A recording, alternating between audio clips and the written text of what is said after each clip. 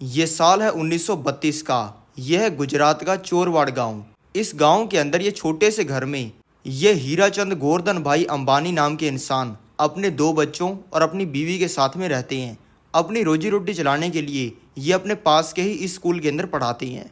आज 6 जुलाई 1932 को इनका तीसरा बच्चा पैदा हुआ है और इसका नाम इन्होंने रखा है धीरू भाई अंबानी। और किसी को भी पता नहीं है कि यही लड़का आने वाले समय में इंडिया का सबसे अमीर इंसान बनेगा। सभी लोग इस बच्चे को धीरू बुलाते हैं। अब धीरू 5 साल का हो चुका है और अब इसकी एज हो चुकी है स्कूल में पढ़ने वाली, और इसीलिए हीराचंद जी धीरू को लेकर अपने गांव के सबसे सस्ते स्कूल बहादुर कांजी स्कूल के अंदर लेके गई हैं और इन्होंने धीरू का एडमिशन यहाँ पे करवा दिया है। अब स्कूल में पढ़ते पढ़ते धीरू भाई अंबानी हो चुके हैं 16 साल के और इनको लीडरशिप करना बहुत पसंद है। ये स्कूल की फीस कम करवाना, फार्मर्स को, औरतों को राइट्स दिलाना, ऐसे प्रोटेस्ट में जाते रहते हैं। ये अच्छा काम तो कर रही हैं, लेकिन इससे घर तो नहीं चलता ना। अब हीराचंद जी के 5 बच्चे हो चुके हैं और ये अपनी स्कूल की सैलरी से घर नहीं चला पा रहे हैं और धीरू भाई अंबानी ये गरीबी की ज़िंदगी जी जी कर परेशान हो चुके हैं। इसलिए धीरू भाई अंबानी ने स्कूल के अंदर जाकर अपनी टीसी ले ली है, यानी कि वो अपने स्कूल से हट चुकी हैं और ये करके वो अपने घर पे वापस आ चुकी हैं। धीरू भाई अंबानी के पिता को ये चीज़ पता चल चुकी है और ये चीज़ सुन के उन्होंने धीरू भाई अंबानी को अच्छे से डांट और मार लगाई है। लेकिन धीरू भाई अंबानी का कहना है कि मैं स्कूल के अंदर नहीं पढ़ूंगा, बल्कि मैं अपना धंधा करूंगा।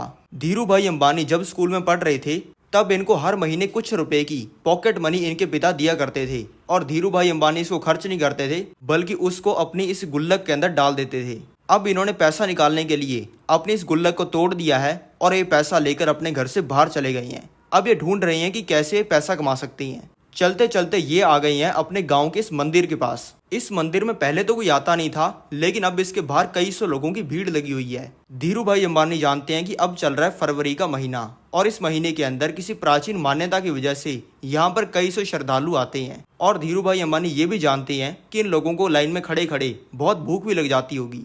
इसलिए धीरू भाई अंबानी ने अपने सारे पैसे से एक ठेला खरीद लिया है और उसको इस मंदिर के पास में लगा लिया है। अब इनको ठेला लगाकर पकौड़े बेचते हुए 10 दिन हो गई हैं और इससे इन्होंने अच्छा मुनाफा कमाना स्टार्ट कर दिया है। आज सुबह इनके पास में ये इंसान आ चुका है जो कि इनके पापा का दोस्त है। इस इंसान का धीरू भाई अंबानी को कहना है कि बेटा तुम्हारे पापा टीचर हैं, ये क्या छोटा काम कर रहे हो। धीरू भाई अंबानी ने जवाब दिया, धंधा कोई भी छोटा नहीं होता।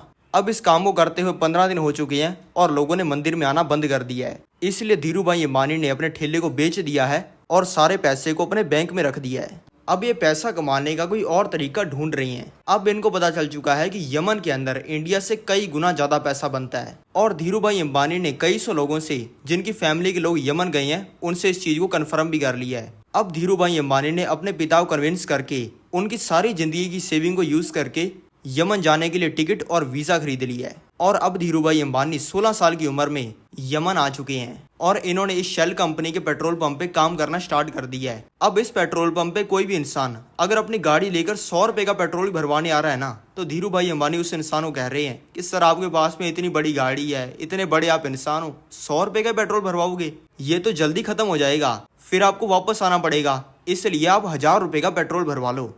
इसलिए इन्होंने इस पेट्रोल पंप का प्रॉफिट कई गुना बढ़ा दिया है और इस चीज़ से खुश होके पेट्रोल पंप के मालिक ने इनको पेट्रोल पंप का मैनेजर बना दिया है। ये शाम तक पेट्रोल पंप पे काम करते हैं और बाद में इनके पास में टाइम बच जाता है। इस टाइम में भी काम करने के लिए इनको काम पसंद आया है क्लर्क का, इसलिए ये इस कंपनी के अंदर चले गए हैं क्लर्क का काम करने के लिए। इंटरव्यूअर ने धीरू भाई अंबानी से कहा कि तुम तो 16 साल की हो, तुम क्या काम करोगे। धीरू भाई अंबानी ने कहा कि 16 साल का हूँ, लेकिन अकल मुझे 60 साल के लोगों से भी ज़्यादा है। इंटरव्यूअर ने पूछा कि तुम्हारे पास में तो कोई डिग्री भी नहीं है।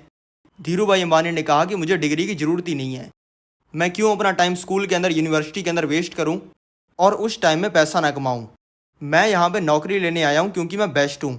मैं आपके लिए 1 हफ्ता फ्री में काम करूँगा और मैं आपको गारंटी देता हूँ कि 6 महीने के अंदर आप जो भी सेल्स टारगेट सेट करोगे वो मैं तोड़ दूँगा।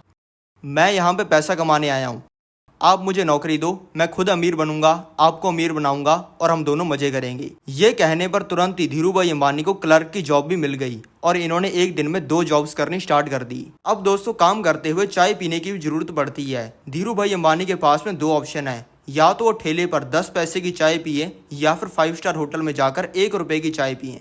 धीरू भाई अंबानी रोज 1 रुपया खर्च करके 5 स्टार होटल के अंदर चाय पीते हैं, ये सुनने के लिए कि वहाँ पे अमीर लोग काम क्या करते हैं। आज भी सेम ही दिन है, आज भी ये उसी 5 स्टार होटल में बैठकर 1 रुपए की चाय पी रहे हैं। इनके साइड में बैठे ये दो लोग बात कर रहे हैं कि यार जो हमारी यमन कंट्री के अंदर ये चांदी का रियाल सिक्का चलता है, इसमें जो चांदी होती है वो इस सिक्के से भी महंगी होती है। ये 100 रुपए के सिक्के में 110 रुपए की चांदी है। कोई इसको पिघलाने लग जाए तो उसको मजा आ जाए। ये दो लोग तो इस चीज के बारे में मजाक में बात कर रहे थे, लेकिन धीरू भाई अंबानी ने इस चीज को सीरियस ले लिया है और अपनी सारी यमन की कमाई से चीजों को पिघलाने के लिए ये मशीन खरीद ली है और इससे धड़ाधड़ सिक्कों को पिघलाकर उनको चांदी में कन्वर्ट करना स्टार्ट कर दिया है और इस चांदी को सुनारों को बेचना स्टार्ट कर दिया है। और देखते देखते इन्होंने यमन के लाखों सिक्के पिघला दिए हैं, क्योंकि लाख रुपए के सिक्के पिघलाने पर 10,000 रुपए का प्रॉफिट होता है। लेकिन वहीं पे दूसरी तरफ यमन की सरकार ये सोचकर परेशान हो गई है कि हमारे सारे सिक्के कहां पर गए। इन्होंने ये जानने के लिए इन्वेस्टिगेशन करनी स्टार्ट कर दी है और कई महीनों की इन्वेस्टिगेशन के बाद में इनको पता चला है कि लड़का ये काम कर रहा है, क्योंकि तब तक धीरू भाई अंबानी की उम्र 18 साल की हो चुकी थी। इसलिए जब धीरू भाई अंबानी के अड्डे पर पुलिस इन्हें पकड़ने के लिए पहुंची, तब उन्हें पता चला कि ये लड़का तो यहाँ से फरार हो चुका है और अब धीरू भाई अंबानी सारे पैसे को लेकर इंडिया आ चुके हैं। अब धीरू भाई अंबानी 26 साल की उम्र में यमन से फ्लाइट पकड़कर आ चुके हैं मुंबई के अंदर और यहाँ से गुजरात जाने वाली लोकल ट्रेन के डब्बे में बैठकर आ चुके हैं अपने गुजरात के चोरवाड़ गांव में वापस। इनका स्वागत करने के लिए इनकी पूरी फैमिली और गांव के कई सौ लोग आए हैं और इनके स्वागत के लिए ढोल बजाए जा रहे हैं और इनको मालाएं पहनाई जा रही हैं। इसी शोर शराबे के बीच धीरू भाई अंबानी के पिता आ गए हैं और इन्होंने सारा ढोल ढमक्का बंद करवा दिया है। और इनके पिता पूछ रहे हैं कि तू यमन से इंडिया आ गया, बहुत बढ़िया बात है, लेकिन कहीं तू वहां की नौकरी तो नहीं छोड़ आया। धीरू भाई अंबानी ने कहा कि मैं नौकरी छोड़ आया हूँ। ये सुनते ही भीड़ में खड़े सभी लोगों के चेहरे उतर गए और इनके पिता ने इनके थप्पड़ मारा। फिर धीरू भाई अंबानी उठे और धीरू भाई अंबानी ने कहा कि अगर मैं यमन में नौकरी करके अपनी जिंदगी बदल सकता हूँ तो मैं भारत के अंदर अपना धंधा करके भी आप सभी लोगों की जिंदगी बदल सकता हूँ और ये चीज मैं करूंगा, इसकी मैं गारंटी देता हूँ। इनके दोस्तों और रिश्तेदारों ने इनको कहा कि तू धंधा करके महीने के 12 रुपए नहीं कमा पाएगा। ये सुन के सभी लोग चले गए अपने अपने घर पे। अब धीरू भाई अंबानी ने गांव के अंदर रहना स्टार्ट कर दिया है। गांव के अंदर इनकी एक गर्लफ्रेंड कोकिला बहन भी रहती है। ये 18 साल से इनकी गर्लफ्रेंड है और अभी 28 साल की हो चुकी हैं। ये बेचारी पिछले 10 सालों से कुंवारी बैठी हैं और इन्होंने पिछले 10 सालों में किसी और लड़के के साथ में बात तक नहीं की। धीरू भाई अंबानी ने अपने अच्छे पल इनके साथ में बिताने स्टार्ट कर दिए हैं और आज इनका 5वां दिन है गांव के अंदर रहते हुए। आज सुबह भी ये अपनी गर्लफ्रेंड कोकिला बहन के साथ में हैं। धीरू भाई अंबानी ने कहा कि मैं जा रहा हूँ मुंबई धंधा करने। कोकिला बहन ने कहा कि क्या तुम मुझे पहले की तरह ही छोड़कर चले जाओगी। धीरू भाई अंबानी ने कहा नहीं। धीरू भाई अंबानी ने दोपहर के अंदर कोकिला बहन से शादी कर ली है और अब ये शाम को दोनों सभी लोगों को विदा कहकर चले गए हैं मुंबई। धीरू भाई अंबानी को क्लियर है कि उन्हें कपड़ा बेचने का व्यापार करना है, यानी कि सस्ते दाम पर कपड़े को खरीदेंगे, उससे चीजें बनाएंगे और उसको महंगे दाम पे बेचेंगे। धीरू भाई अंबानी की फैमिली पहले बहुत ही अमीर हुआ करती थी, लेकिन बाद में बहुत ही गरीब हो गई। ये कैसे हुआ ये समझाने के लिए मैं भी आपको लेके आ चुका हूँ 1925 में। ये है मुंबई के अंदर रहने वाले हीराचंद गोवर्धन भाई अंबानी। ये करोड़पति बिजनेसमैन है। इनको 19 साल की उम्र में इनको मुंबई के एक बहुत ही अमीर घराने की लड़की ये जिम्ना बेन से प्यार हो गया है और 20 साल की उम्र में इनकी जिम्ना बेन के साथ में शादी हो गई है। लेकिन इसके 1 साल बाद कुछ ऐसा हुआ जिससे धीरू भाई अंबानी के पिता का बिजनेस बर्बाद हो गया और इन दोनों को गुजरात के चोरवाड़ में जाकर बसना पड़ा। यानी कि धीरू भाई अंबानी के भले माता और पिता गरीब हैं, लेकिन इन दोनों के ही रिश्तेदार बहुत ही अमीर हैं और मुंबई के अंदर रहते हैं। अगर कपड़े का व्यापार करना है तो उसके लिए पैसा भी तो चाहिए, लेकिन धीरू भाई अंबानी के पास में पैसा नहीं है। इसलिए इन्होंने अपनी मम्मी के साइड से कजिन चंपक लाल दमानी के साथ में पार्टनरशिप करके बिजनेस करने का प्लान बनाया है। सबसे पहले जरूरी है सिंथेटिक कपड़े को खरीदना और ये कपड़ा बिकता है इस फैक्ट्री के अंदर। अब धीरू भाई अंबानी फैक्ट्री के अंदर आ चुके हैं और यहाँ पर इनको पता चल चुका है कि यहाँ पर कपड़ा खरीदने वालों की यूनियन है और ये किसी भी नए इंसान को एंटर नहीं करने देते। इसलिए धीरू भाई अंबानी को फैक्ट्री से धक्के मार के बाहर निकाल दिया गया है और कहा गया है कि पहले यूनियन के हेड अजान को लाखों रुपए देकर तुम्हें यहाँ पर कपड़ा खरीदने की परमिशन लेनी पड़ेगी। ऐसा करना है तो कल शाम को 6 बजे पास के गोल्फ फील्ड के अंदर जाना और अजान से जाके मिल लेना। अब आ गया है अगला दिन और बज गई हैं 6 और धीरू भाई अंबानी गोल्फ फील्ड के अंदर आ चुकी हैं। धीरू भाई अंबानी ने अजान को बताया कि मैं आपसे परमिशन लेना चाहता हूँ यहाँ से कपड़ा खरीदने के लिए। अजान ने टोटल करके बता दिया कि इतने लाख रुपए लगेंगे। ये सुन के धीरू भाई अंबानी अब इसको समझा रहे हैं कि आप ये इतने लाख रुपए भी तो कमाई करने के लिए ले रहे हो। आप मेरे को एक बार कपड़ा खरीदने की परमिशन दे दो, मैं इन 5 तरीकों से यूनियन की कमाई बढ़ा दूंगा और आपको लाखों नहीं करोड़ों रुपए मिल जाएंगे। अजान ने कहा, ये ले धीरू गोल्फ स्टिक पकड़। यहाँ से 100 फुट आगे वो एक छोटा सा खड्डा है। सिर्फ एक बारी के अंदर इस बॉल को उस खड्डे के अंदर डाल दे, डील पक्की। धीरू भाई अंबानी ने अपने हाथ से बॉल उठा ली है और 100 फुट आगे जाकर अपने हाथ से इस छोटे से खड्डे के अंदर बॉल को डाल दिया है, क्योंकि अजान ने यह नहीं कहा था कि बॉल को स्टिक से ही खड्डे के अंदर डालना है। और ये करते ही इनको परमिशन मिल गई है। अब धीरू भाई अंबानी कपड़ा खरीदकर आगे भी बेच रहे हैं और अपना प्रॉमिस भी निभा रहे हैं। धीरू भाई अंबानी ने सारी यूनियन वालों को समझाया है कि ये पूरे एरिया की सिर्फ एक लौती सिंथेटिक फाइबर बनाने वाली फैक्ट्री है। हम सिर्फ नाम की यूनियन होने की वजह से अलग अलग रेट पर इस फैक्ट्री से कपड़ा खरीदते हैं और आगे अलग अलग रेट पर बेचती हैं। लेकिन हम कई सौ लोग मिलकर भी ये 15 बड़े लोगों की यूनियन को ही बेचती हैं, जो कि हमसे सस्ते में कपड़ा खरीदती है। यानी कि फैक्ट्री वाले अपनी यूनियन बनाकर हमें महंगा कपड़ा बेच रहे हैं और खरीदार यूनियन बनाकर हमसे सस्ते में कपड़ा खरीद रहे हैं। और हम सबसे ज्यादा मेहनत करते हैं, लेकिन तब भी हम सब गरीब हैं। तो चलो एक असली यूनियन बनाते हैं। अब इन सभी लोगों ने मिलकर फैक्ट्री वालों को कह दिया है कि अब से हम आधे रेट के अंदर कपड़ा खरीदेंगे।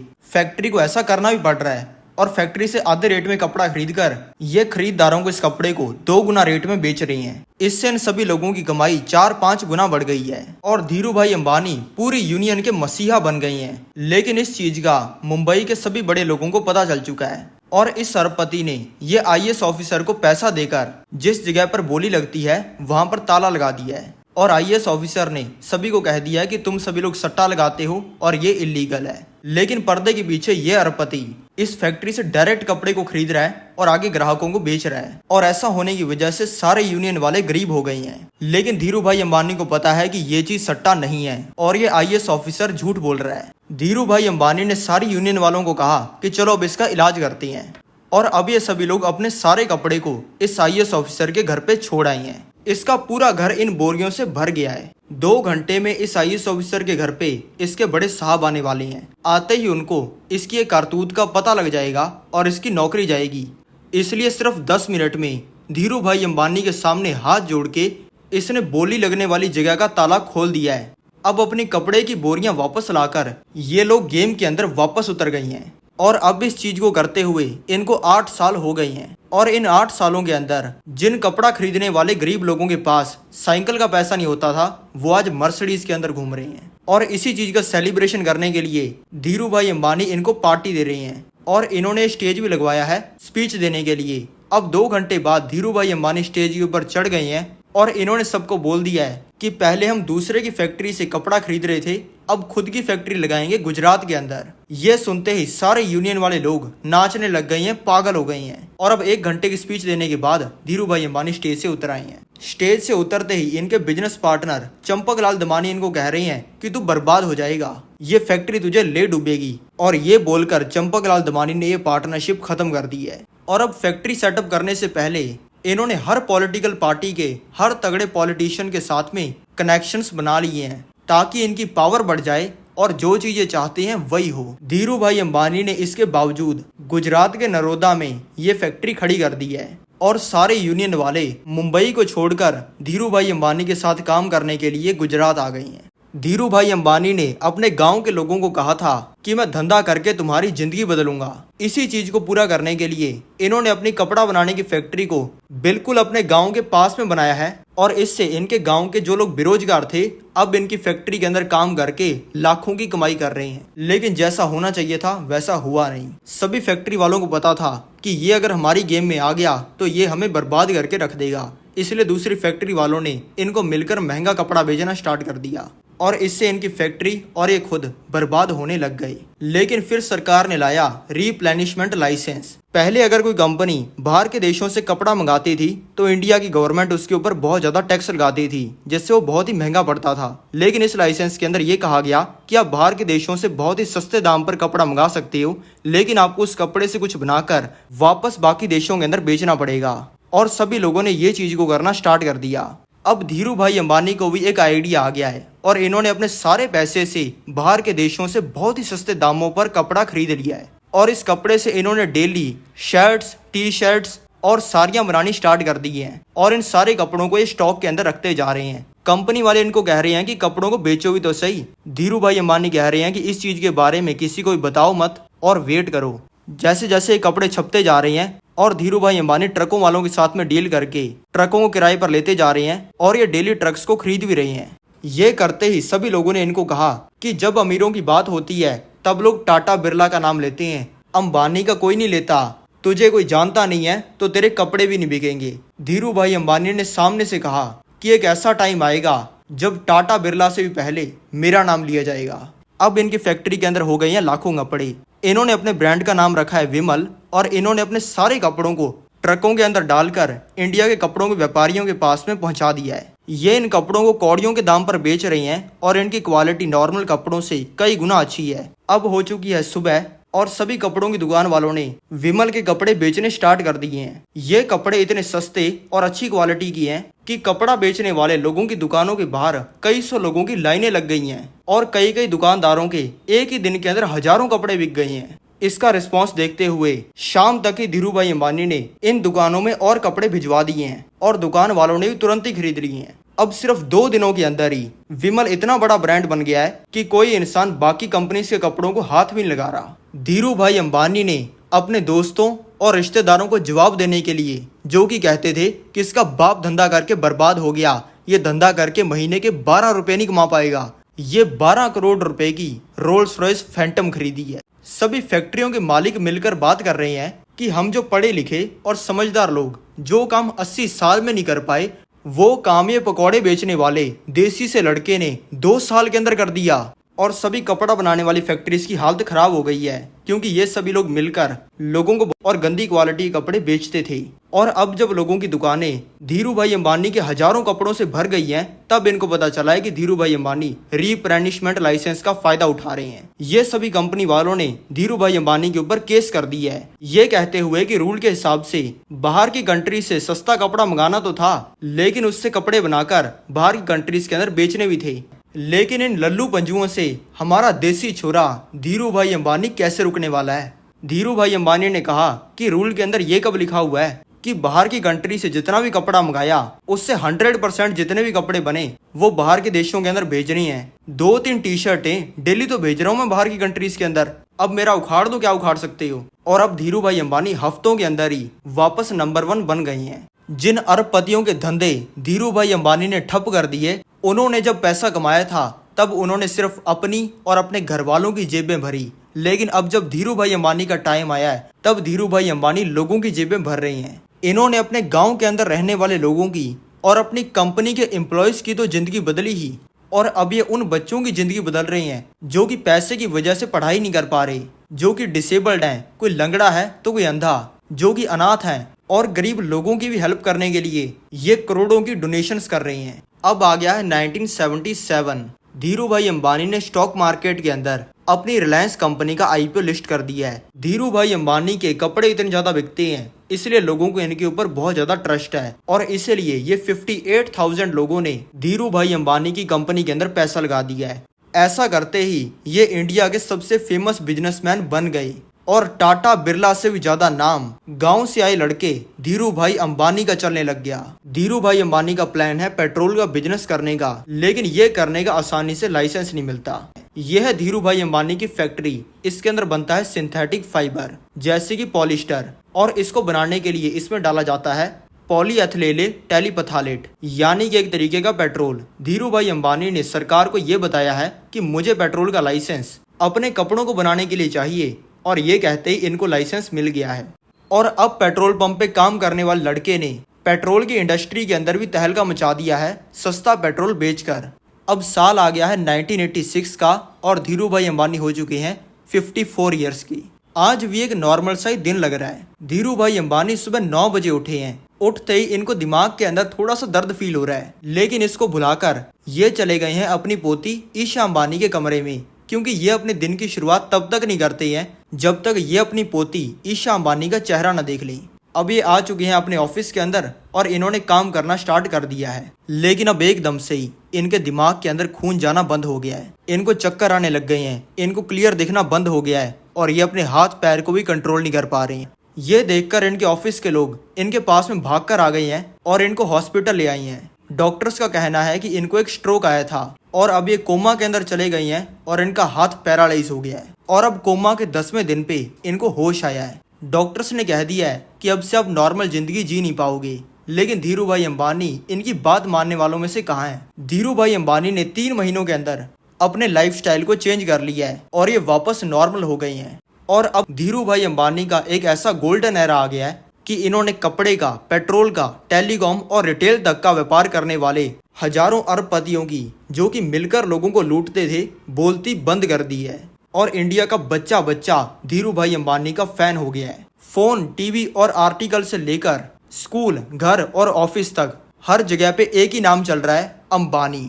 ये इतने बड़े बन चुके हैं कि ये जो स्टेडियम आपको दिख रहा है, जो कि पूरा लोगों से भरा हुआ है, इसके स्टेज के ऊपर कोई मूवी स्टार या फिर नाच गाना करने वाला नहीं, बल्कि धीरू भाई अंबानी खड़े हैं। और ये लोगों से भरे हुए स्टेडियम के अंदर ये जो आपको हजारों लोग दिख रहे हैं, ये सभी धीरू भाई अंबानी की कंपनी रिलायंस के अंदर काम करते हैं। और अगर धीरू भाई अंबानी नॉर्मल लोगों को स्पीच देने लग जाते हैं तो 10 स्टेडियम जितनी जगह भर जाती है। अब साल 2000 आ गया है, धीरू भाई अंबानी की तबीयत खराब रहनी स्टार्ट हो गई है और इनका हॉस्पिटल के अंदर फ्रीक्वेंटली आना जाना लगा रहता है। और अब है साल 2002 की 24 जून। धीरू भाई अंबानी को आज भी एक बहुत ही डेडली स्ट्रोक आया है और तुरंत ही इनको मुंबई के ये ब्रीच कैंडी हॉस्पिटल के अंदर एडमिट करवा दिया गया है। धीरू भाई अंबानी चले गए हैं कोमा के अंदर। इंडिया के हर बच्चे से लेकर बूढ़े तक, जॉब करने वाले से लेकर बिजनेस करने वाले तक, हर इंसान यही दुआ कर रहा है कि धीरू भाई अंबानी को कुछ ना हो। कोमा के अंदर इनको 7 दिन हो गए हैं और दिन आ गया है 6 जुलाई 2002 का। और आज धीरू भाई अंबानी, जो कि बहुत ही गरीब परिवार से थे लेकिन इन्होंने पूरी दुनिया हिला के रख दी थी, उनकी मौत हो गई है।